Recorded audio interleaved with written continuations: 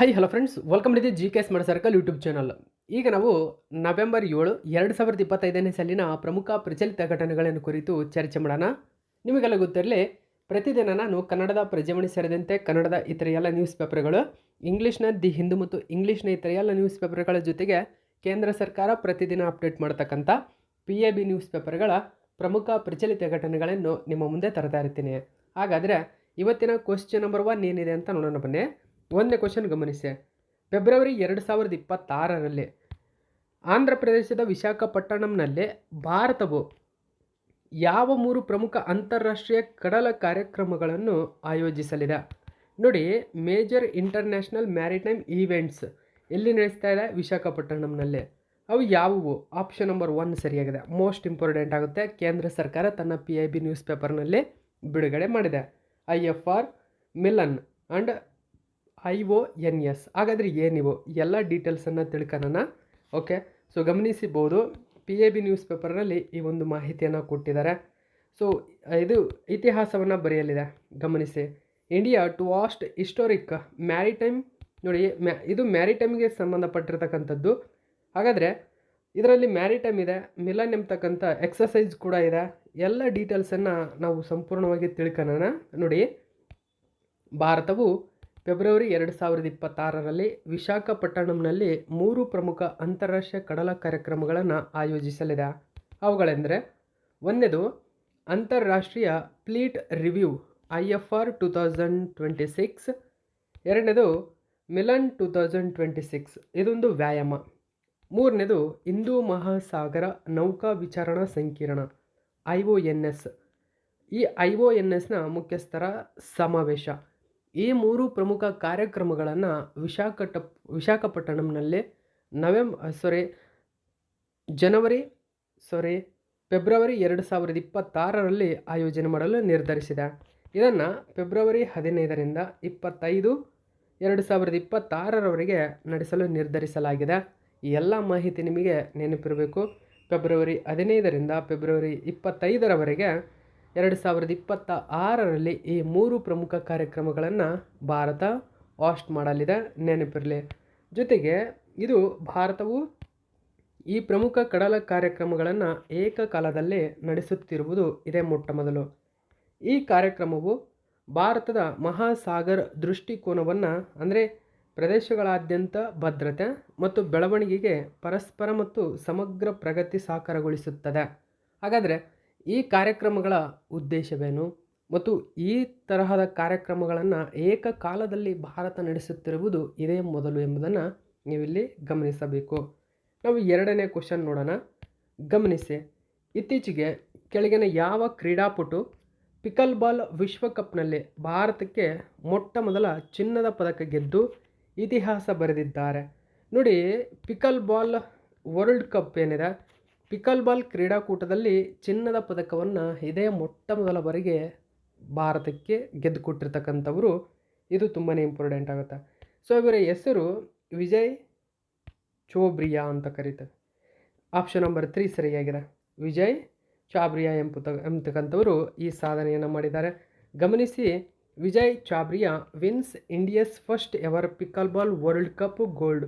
So pickleball world ಕಪ್ನಲ್ಲಿ gold ಪಡೆದುಕೊಂಡಿರ್ತಕ್ಕಂಥದ್ದು ಇತಿಹಾಸದಲ್ಲಿ ಇದೇ ಮೊಟ್ಟ ಮೊದಲ ಬಾರಿಗೆ ಎಂಬುದನ್ನು ಗಮನಿಸಬೇಕು ನೀವು. ಓಕೆ, ಸೊ ಗಮನಿಸಬಹುದು. ಹೆಚ್ಚಿನ ಡೀಟೇಲ್ಸ್ ನಾವು ತಿಳ್ಕೊಳ್ಳೋಣ ನ್ಯೂಸ್ ಪೇಪರಲ್ಲಿ ಏನಿದೆ ಅಂತ. ಇತ್ತೀಚೆಗೆ ಫ್ಲೋರಿಡಾದ ಫೋರ್ಟ್ ಲಾಡರ್ಡೇಲ್ನಲ್ಲಿ ನಡೆದಂತಹ ಪಿಕಲ್ ಬಾಲ್ ವಿಶ್ವಕಪ್ನಲ್ಲಿ ವಿಜಯ್ ಚಾಬ್ರಿಯಾ ರಾಷ್ಟ್ರಕ್ಕೆ ಮೊದಲ ಚಿನ್ನ ಗೆಲ್ಲುವ ಮೂಲಕ ಇತಿಹಾಸ ನಿರ್ಮಿಸಿದರು. ಭಾರತೀಯ ಪಿಕಲ್ ಬಾಲ್ಗೆ ಒಂದು ಮಹತ್ವದ ಕ್ಷಣ ಇದಾಗಿದೆ. 14 ವರ್ಷದ ಅನುಷ್ಕಾ ಚಾಬ್ರಿಯಾ, ಅಂದರೆ 2025ರ ಪಿಕಲ್ ಬಾಲ್ ವಿಶ್ವಕಪ್ನ 34 ವರ್ಷದೊಳಗಿನವರ ಮಹಿಳಾ ಸಿಂಗಲ್ಸ್ನಲ್ಲಿ 3.5 ವಿಭಾಗದಲ್ಲಿ ಕಂಚಿನ ಪದಕವನ್ನು ಗೆದ್ದು ಅವರು ಆ ಸಮಯದಲ್ಲಿ ಇತಿಹಾಸವನ್ನು ನಿರ್ಮಿಸಿದರು. ಸೊ ಇದೀಗ ಗೋಲ್ಡ್ ಬಂದಿರತಕ್ಕಂಥದ್ದು ಐತಿಹಾಸಿಕ ಮಟ್ಟವಾಗಿದೆ. ವಿಶ್ವಕಪ್ ವೇದಿಕೆಯ ಮೇಲೆ ನಿಂತ ಅತ್ಯಂತ ಕಿರಿಯ ಭಾರತೀಯ ಆಟಗಾರ್ತಿ ಎಂಬ ಹೆಗ್ಗಳಿಕೆಗೆ ಅನುಷ್ಕಾ ಚಾಬ್ರಿಯಾ ಪಾತ್ರವಾಗಿದ್ದರು ಎಂಬುದನ್ನು ಗಮನಿಸಬೇಕು ನೀವು. ಓಕೆ, ನೆಕ್ಸ್ಟ್ ಮೂರನೇ ಕ್ವಶನ್ ಗಮನಿಸಿ. ಕಾರ್ತಿಕ ನಾಚ್ ಹಬ್ಬವನ್ನು ಮುಖ್ಯವಾಗಿ ಯಾವ ರಾಜ್ಯದಲ್ಲಿ ಆಚರಿಸಲಾಗುತ್ತದೆ? ಸರಿಯಾದಂಥ ಉತ್ತರ ನೇಪಾಳ. ಆಪ್ಷನ್ ನಂಬರ್ 1 ಸರಿಯಾಗಿದೆ. Nepal. Historic Kartik Nach festival concludes at Patan Durbar square. ನೋಡಿ, ಗಮನಿಸಬಹುದು, ಇದು ಐತಿಹಾಸಿಕ ಕಾರ್ತಿಕ್ ನಾಚ್ ಅಂತ ಕರೀತಾರೆ. ನೇಪಾಳದಲ್ಲಿ ಇದನ್ನು ಆಚರಣೆ ಮಾಡ್ತಾರೆ. ವಿಶಿಷ್ಟ ಆಚರಣೆಯೊಂದಿಗೆ ನಡೀತಕ್ಕಂಥದ್ದು ಇದು. ಸೊ ಗಮನಿಸಬಹುದು ನೀವು. ಹೆಚ್ಚಿನ ಡೀಟೇಲ್ಸ್ ಇದರ ಬಗ್ಗೆ ನಾವು ತಿಳ್ಕೊಳ್ಳೋಣ. ಸೊ ಇಂಗ್ಲೀಷಲ್ಲೂ ಕೂಡ ನೀವು ನೋಡ್ಕೋಬಹುದು. ಕಾರ್ತಿಕ ಪೂರ್ಣಿಮೆಯಂದು ನೇಪಾಳದ ಲಲಿತಪುರದ ಪಟಾನ್ ದರ್ಬಾರ್ ಚೌಕದಲ್ಲಿ 10 ದಿನಗಳ ಐತಿಹಾಸಿಕ ಸಾಂಸ್ಕೃತಿಕ ಉತ್ಸವ ಕಾರ್ತಿಕ ನಾಚ್ ಇತ್ತೀಚೆಗೆ ಮುಕ್ತಾಯಗೊಂಡಿತು. ಇದು ಹಿಂದೂ ಚಂದ್ರಮಾನ ಮಾಸದ ಕಾರ್ತಿಕ ಮಾಸದಲ್ಲಿ ನೇಪಾಳದಲ್ಲಿ ವಾರ್ಷಿಕವಾಗಿ ಆಚರಿಸಲಾಗುವ ಸಾಂಪ್ರದಾಯಿಕ ನೃತ್ಯ ಮತ್ತು ನಾಟಕ ಉತ್ಸವವಾಗಿದೆ. ಓಕೆ, ನೆಕ್ಸ್ಟ್ 4ನೇ ಕ್ವಶನ್ ಗಮನಿಸಿ. 2025ರಲ್ಲಿ ಬಹ್ರೇನ್ನಲ್ಲಿ ನಡೆದಂತಹ ಏಷ್ಯನ್ ಯೂತ್ ಕ್ರೀಡಾಕೂಟದಲ್ಲಿ ಪದಕ ಪಟ್ಟಿಯಲ್ಲಿ ಭಾರತ ಎಷ್ಟನೇ ಸ್ಥಾನವನ್ನು ಪಡೆದುಕೊಂಡಿದೆ? ಸರಿಯಾದಂಥ ಉತ್ತರ ಆಪ್ಷನ್ ನಂಬರ್ 3 6th. ಗಮನಿಸಬಹುದು, ಬಹ್ರೇನ್ನಲ್ಲಿ ನಡೆದಿದೆ ಏಷ್ಯನ್ ಯೂತ್ ಕ್ರೀಡಾಕೂಟ. ಇದರಲ್ಲಿ ಭಾರತ 6ನೇ ಸ್ಥಾನವನ್ನು ಪಡೆದುಕೊಂಡಿದೆ. ಸೊ ಗಮನಿಸಬಹುದು, ನ್ಯೂಸ್ ಪೇಪರಲ್ಲೂ ಕೂಡ ಈ ಒಂದು ಮಾಹಿತಿಯನ್ನು ಕೊಟ್ಟಿದ್ದರು. ಹೆಚ್ಚಿನ ಡೀಟೇಲ್ಸ್ ಇದರ ಬಗ್ಗೆ ನಾವು ತಿಳ್ಕೊಳ್ಳೋಣ. ಬಹ್ರೇನ್ನ ಮನಾಮದಲ್ಲಿ ನಡೆದಂತಹ 2025ರ ಏಷ್ಯನ್ ಯೂತ್ ಗೇಮ್ಸ್ನಲ್ಲಿ ಭಾರತವು ತನ್ನ ಅತ್ಯುತ್ತಮ ಪ್ರದರ್ಶನವನ್ನು ನೀಡಿತು. ಭಾರತದಲ್ಲಿ 13 ಚಿನ್ನ, 18 ಬೆಳ್ಳಿ, 17 ಕಂಚು ಸೇರಿದಂತೆ 48 ಪದಕಗಳನ್ನು ಗೆದ್ದಿತು. ಈ ಮೂಲಕ ಪದಕ ಪಟ್ಟಿಯಲ್ಲಿ ಭಾರತ 6ನೇ ಸ್ಥಾನವನ್ನು ಪಡೆದುಕೊಂಡಿದೆ. ಪೀಪಲ್ಸ್ ರಿಪಬ್ಲಿಕ್ ಆಫ್ ಚೀನಾ ಇಲ್ಲಿ ಅಗ್ರಸ್ಥಾನದಲ್ಲಿದೆ ಎಂಬುದನ್ನು ಗಮನಿಸಬೇಕು. 222 ಭಾರತೀಯ ಅಥ್ಲೀಟ್ಗಳಲ್ಲಿ ಭಾರತದ ಮೊದಲ ಚಿನ್ನ ಗೆದ್ದಂತಹ ಬಾಲಕಿಯರ ಕಬಡ್ಡಿ ತಂಡ ವೆಟ್ಲಿಫ್ಟಿಂಗಲ್ಲಿ ಪ್ರೀತಿತಾ ಬೋಯ್ ವಿಶ್ವ ಯುವ ದಾಖಲೆಯನ್ನು ಸ್ಥಾಪಿಸಿದರು. ಓಕೆ, ಸೊ ಈ ಜೊತೆಗೆ ಬಾಕ್ಸಿಂಗ್ ಮತ್ತು ಬೀಚ್ ಕುಸ್ತಿಯ ನೇತೃತ್ವದಲ್ಲಿ ಅಂತಿಮ ದಿನದಂದು 7 ಚಿನ್ನಗಳೊಂದಿಗೆ ಬಲವಾದ ಮುಕ್ತಾಯವನ್ನು ಭಾರತ ಕೊನೆಗೊಂಡಿತು ಎಂಬುದನ್ನು ಗಮನಿಸಬೇಕು. ನೆಕ್ಸ್ಟ್ 5ನೇ ಕ್ವಶನ್ ಗಮನಿಸಿ. ವೈಶ್ವಿಕ್ ಭಾರತೀಯ ವೈಜ್ಞಾನಿಕ್ ಫೆಲೋಶಿಪ್ ಅಂತ ಕರೀತಾರೆ. ಓಕೆ, ಸೊ ಇದೊಂದು ವೈಭವ್ ಫೆಲೋಶಿಪ್ ಅಂತ ಕರಿತೀವಿ. ಗಮನಿಸಬಹುದು, ವೈಭವ್ ಫುಲ್ ಫಾರ್ಮ್ ಏನಂದರೆ ವೈಶ್ವಿಕ್ ಭಾರತೀಯ ವಿಜ್ಞಾನಿಕ್ ಅಂತ ಕರೀತಾರೆ. ಓಕೆ, ಸೊ ವೈಶ್ವಿಕ್ ಭಾರತೀಯ ವೈಜ್ಞಾನಿಕ್ ಎಂಬ ಅಂದರೆ ವೈಭವ್ ಫೆಲೋಶಿಪ್ ಪೂರ್ಣ ಒಂದು ಇದು. ಓಕೆ, ವೈಭವ್ ಫೆಲೋಶಿಪ್ ಯಾವ ಸಚಿವಾಲಯದ ಪ್ರಮುಖ ಉಪಕ್ರಮವಾಗಿದೆ ಅಂತ ಕೇಳ್ತಾರೆ. ಸರಿಯಾಗಿರತಕ್ಕಂಥ ಉತ್ತರ ಆಪ್ಷನ್ ನಂಬರ್ 4 ಗಮನಿಸಬಹುದು ನೀವು. ವಿಜ್ಞಾನ ಮತ್ತು ತಂತ್ರಜ್ಞಾನ ಸಚಿವಾಲಯದ ಪ್ರಮುಖ ಉಪಕ್ರಮವಾಗಿದೆ. ಓಕೆ, ಸೊ ಇದನ್ನು ಕೂಡ PIB ನ್ಯೂಸ್ ಪೇಪರಲ್ಲಿ ಕೊಟ್ಟಿದ್ದರು. PIB ನ್ಯೂಸ್ ಪೇಪರ್ನ ಯಾವುದೇ ಮಾಹಿತಿಯಾಗಿದ್ದರೂ ಎಕ್ಸಾಮ್ಗೆ ತುಂಬಾ ಇಂಪಾರ್ಟೆಂಟ್ ಆಗುತ್ತೆ. ಸೊ ಗಮನಿಸಬಹುದು, ವೈಭವ್ ಇದೀಗ ಲಾಂಚ್ ಆಗಿದೆ. ಏನಿದರ ಉದ್ದೇಶ, ವೈಭವ್ನ ಉದ್ದೇಶವೇನು? ಸೊ ಇಂಗ್ಲೀಷಲ್ಲೂ ಕೂಡ ನೀವು ನೋಡ್ಕೋಬಹುದು. ಇತ್ತೀಚೆಗೆ ಕೇಂದ್ರ ವಿಜ್ಞಾನ ಮತ್ತು ತಂತ್ರಜ್ಞಾನದ ರಾಜ್ಯ ಸಚಿವರು ಇಡೀ ಪ್ರಪಂಚದಾದ್ಯಂತ ವೈಶ್ವಿಕ್ ಭಾರತೀಯ ವೈಜ್ಞಾನಿಕ ಫೆಲೋಗಳೊಂದಿಗೆ ಸಂವಾದವನ್ನು ನಡೆಸಿದರು. ವೈಭವ್ ಫೆಲೋಶಿಪ್ಪನ್ನು ವಿದೇಶದಲ್ಲಿ ಕೆಲಸ ಮಾಡುವ ಅತ್ಯುತ್ತಮ ಅನಿವಾಸಿ ಭಾರತೀಯರು ಅಂದರೆ NRIಗಳು, ಭಾರತದ ಸಾಗರೋತ್ತರ ನಾಗರಿಕರು, OCIಗಳು ಅಥವಾ ಭಾರತೀಯ ಮೂಲದ ವ್ಯಕ್ತಿಗಳು PIOಗಳು ಈ ವಿಜ್ಞಾನಿಗಳಿಗೆ ನೀಡಲಾಗುತ್ತದೆ ಈ ಫೆಲೋಶಿಪ್ಪನ್ನು. ಓಕೆ, ವೈಶ್ವಿಕ್ ಭಾರತೀಯ ವೈಜ್ಞಾನಿಕ ಅಥವಾ ವೈಭವ್ ಫೆಲೋಶಿಪ್ ವಿಜ್ಞಾನ ಮತ್ತು ತಂತ್ರಜ್ಞಾನ ಸಚಿವಾಲಯದ ಒಂದು ಪ್ರಮುಖ ಉಪಕ್ರಮವಾಗಿದ್ದು ಇದನ್ನು ವಿಜ್ಞಾನ ಮತ್ತು ತಂತ್ರಜ್ಞಾನ ಇಲಾಖೆ ಮೂಲಕ ಕಾರ್ಯಗತಗೊಳಿಸಲಾಗುತ್ತದೆ. ನೆಕ್ಸ್ಟ್ 6ನೇ ಕ್ವಶನನ್ನು ಗಮನಿಸಿ. ಇತ್ತೀಚೆಗೆ ಕೆಳಗಿನ ಯಾವ ದೇಶದ ಬಾಹ್ಯಾಕಾಶ ಸಂಸ್ಥೆಯು ತನ್ನ ಹೊಸ ಮಾನವರಹಿತ ಸರಕು ಬಾಹ್ಯಾಕಾಶ ನೌಕೆ HTV-X1 ಅನ್ನು ಪ್ರಮುಖ H3 ರಾಕೆಟ್ನಲ್ಲಿ ಯಶಸ್ವಿಯಾಗಿ ಉಡಾವಣೆ ಮಾಡಿತು? ನೋಡಿ, ಗಮನಿಸಿ, HTV-X1 ಎಂಬುದು ಅನ್ಮ್ಯಾನ್ಡ್ ಕಾರ್ಗೋ ಸ್ಪೇಸ್ ಕ್ರಾಫ್ಟ್ ಆಗಿದೆ. ಓಕೆ, ಸೊ ಇದನ್ನು ಯಾವ ದೇಶ ಲಾಂಚ್ ಮಾಡಿದೆ? ಲಾಂಚ್ ಮಾಡಿರ್ತಕ್ಕಂಥ ರಾಕೆಟ್ H3 ರಾಕೆಟ್ ಅಂತ ಕರಿತೀವಿ. ಸೊ ಇದನ್ನು ಲಾಂಚ್ ಮಾಡಿರ್ತಕ್ಕಂಥದ್ದು ಜಪಾನ್. ಆಪ್ಷನ್ ನಂಬರ್ 2 ಸರಿಯಾಗಿದೆ. ಸೊ ಗಮನಿಸಬಹುದು, ಇದನ್ನು ಕೂಡ ದ ಇಂಡಿಯನ್ ಎಕ್ಸ್‌ಪ್ರೆಸ್ ಪೇಪರ್‌ನಲ್ಲಿ ಕೊಟ್ಟಿದ್ದರು. Japan successfully launches new cargo spacecraft to deliver supplies to international space station.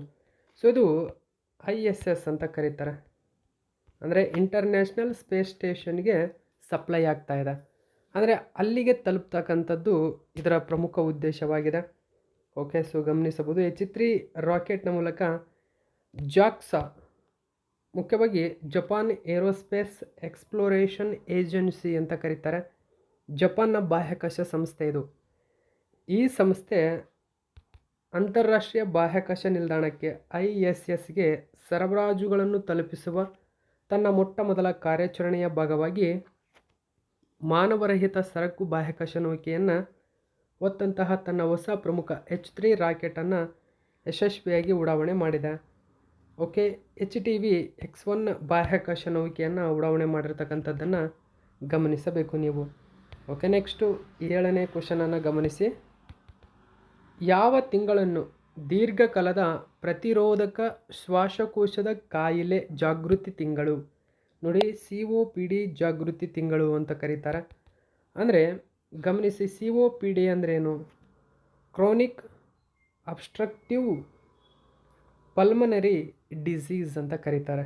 ಗಮನಿಸಿ, COPD ಅವೇರ್ನೆಸ್ ಮಂತ್. COPDಯ ಫುಲ್ ಫಾರ್ಮ್ ಇಂಗ್ಲೀಷಲ್ಲಿ ನೋಡ್ಕೊಳ್ಳಿ, chronic obstructive pulmonary disease. Okay, so ಈ ಅವೇರ್ನೆಸ್ ಮಂತ್ ಪ್ರತಿ ವರ್ಷ ನಾವು ನವೆಂಬರ್ ತಿಂಗಳನ್ನು ಆಚರಣೆ ಮಾಡ್ತೀವಿ. ಇದು ಕೂಡ ನೆನಪಿರಬೇಕು ನಿಮಗೆ, ಎಕ್ಸಾಮಿಗೆ ಇಂಪಾರ್ಟೆಂಟ್ ಆಗುತ್ತೆ ಇದು ಕೂಡ. Okay, November is national COPD awareness month. Okay, COPDನ ಫುಲ್ ಫಾರ್ಮ್ ಏನು ಅಂತಲೂ ಕೂಡ ನಿಮಗೆ ನೆನಪಿರಬೇಕು. ತಡೆಗಟ್ಟುವಿಕೆ ಮತ್ತು ಆರಂಭಿಕ ಪತ್ತೆ ಬಗ್ಗೆ ಜಾಗೃತಿ ಮೂಡಿಸಲು ನವೆಂಬರನ್ನು ದೀರ್ಘಕಾಲದ ಪ್ರತಿರೋಧಕ ಶ್ವಾಸಕೋಶದ ಕಾಯಿಲೆ ಜಾಗೃತಿ ಮಾಸವಾಗಿ ಆಚರಣೆ ಮಾಡಲಾಗುತ್ತದೆ. ವಿಶ್ವ ಆರೋಗ್ಯ ಸಂಸ್ಥೆ ಪ್ರಕಾರ COPD ವಿಶ್ವದಾದ್ಯಂತ ಸಾವಿಗೆ 4ನೇ ಪ್ರಮುಖ ಕಾರಣವಾಗಿದೆ. 2021ರಲ್ಲಿ 3.5 ಮಿಲಿಯನ್ ಸಾವುಗಳು COPDಯಿಂದ ಸಂಭವಿಸಿರತಕ್ಕಂಥದ್ದು. COPD ಎಂಬುದು ಶ್ವಾಸಕೋಶದ ಕಾಯಿಲೆಯಾಗಿದೆ. ಇದು ವಾಯುಮಾರ್ಗಗಳು ಅಥವಾ ಗಾಳಿಯ ಚೀಲಗಳಲ್ಲಿ ಉರಿಯೂತ ಅಥವಾ ಅಲ್ಲಿ ಗುರುತುಗಳು ಅಂದರೆ ಹೋಲುಗಳನ್ನು ಉಂಟು ಮಾಡುತ್ತದೆ. ಇದು ಮುಖ್ಯವಾಗಿ ಮಾನವನಲ್ಲಿ ಉಸಿರಾಟದ ಸಮಸ್ಯೆಗೆ ಮುಖ್ಯ ಕಾರಣವಾಗುತ್ತದೆ.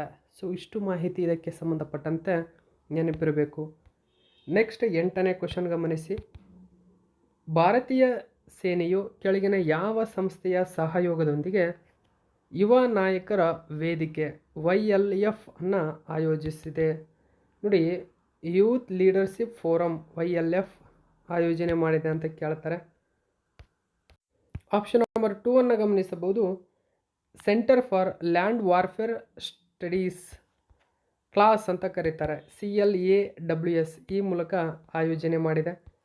ಇದನ್ನು ಕೂಡ PIB ನ್ಯೂಸ್ ಪೇಪರಲ್ಲಿ ಕೊಟ್ಟಿದ್ದಾರೆ. ನೋಡಿ, ಈ ಥರದ ಮಾಹಿತಿಗಳು ಇಂಪಾರ್ಟೆಂಟ್ ಆಗುತ್ತೆ. Indian army asked Young leaders forum. ನೋಡಿ, YLP ಅಂತ YLF ಇದು ತುಂಬಾ ಇಂಪಾರ್ಟೆಂಟ್ ಆಗುತ್ತೆ. ಯಂಗ್ ಲೀಡರ್ಸ್ ಫೋರಮನ್ನು ವೀರ್ ಯುವ ಎಂಬ ಹೆಸರಿನೊಂದಿಗೆ ಆಸ್ಟ್ ಮಾಡಿದೆ. ಹಾಗಾದರೆ ಏನಿದರ ಉದ್ದೇಶ? ಎಲ್ಲ ಡೀಟೇಲ್ಸನ್ನು ನಾವು ತಿಳ್ಕೊಳ್ಳೋಣ. ಗಮನಿಸಬಹುದು, ನ್ಯೂಸ್ ಪೇಪರಲ್ಲಿ ಇಂಗ್ಲೀಷಲ್ಲೂ ಕೂಡ ತೋರಿಸಿದ್ದೇನೆ, ನೀವೆಲ್ಲ ನೋಡ್ಕೊಳ್ಳಿ.